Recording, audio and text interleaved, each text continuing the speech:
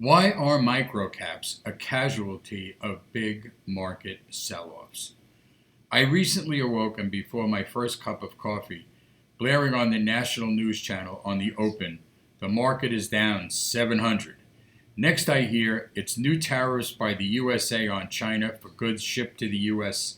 So I think it's all about the number one world economy versus the number two economy in the world. And since that becomes a standoff, China then lowers the yuan to the dollar and the market just goes haywire, and some highly paid pundits begin to whisper the R word. My Twitter feed is in meltdown mode, but my morning routine must continue. Onto the stationary bike, made in China, to my stretching on a mat, made in China, to my workout gear, made in China, and throughout the chatter on TV I realized, could today's market drop be an indication of bad things to come, or is it round one or two of a political infight that is causing a rip through the markets? Well, after 40 years of checking stocks, bonds, and commodities, and more recently cryptocurrencies, I soon realized as much as things change, they more or less stay the same. If my axioms are binding, I stand by, lead, follow, or get out of the way. And what other choice is there besides buy, hold, or sell? So after the dust settles and the news is beaten to death, and every paid, opinionated talking head has regurgitated their blame, predictions, and guidance, you tell me what has really changed. As I sit on my perch looking down on the events, now that I am no longer in the fray and out of the foxhole, what do I see? I measure the landscape and immediately notice, of course, the microcap stocks are under siege. Like usual, once the Dow gets hammered, the micros are dragged down for no good reason.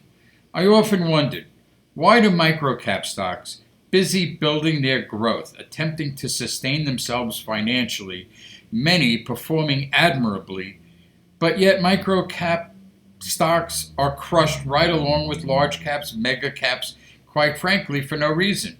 Well, this drives me bananas. I contemplated this seemingly ludicrous market condition and developed a set of reasons I think could explain this phenomenon. Assuming selling is caused by a fear factor, selling is perceived as cash preservation. Each sell-off is perceived as the end of the world, at least for now. And since microcaps are the most risk versus reward stocks, investors get out while they can. Since liquidity is always challenging, huge price drops on small volume indicate that there is no threshold to prevent lower bottoms, since market makers trade on thin capital constraints. So until a smart buyer rolls into the stock to buy on the bid, prices go south faster than Niagara Falls. Sure, drops and pops are sector primed like junior gold stocks, underwater for years, and price increasing now like they're born again safe havens. Another factor I have discovered is that once the Dow corrects upward, the microcaps do not necessarily follow in concert. To review, microcaps get walloped in a short-term market crush, and after a few days of correction leads to stock prices returning to near previous highs, but our precious microcaps remain depressed and are last in line to recover. Yikes. We microcap investors must enjoy being tortured, you think?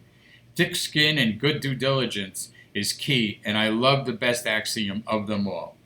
If I loved ABCD at $5, I gotta really love it at $3. Hope this helps you microcap investors sleep better at night. See you at the next morning's open. This is Ask Mr. Wall Street. Thanks for listening.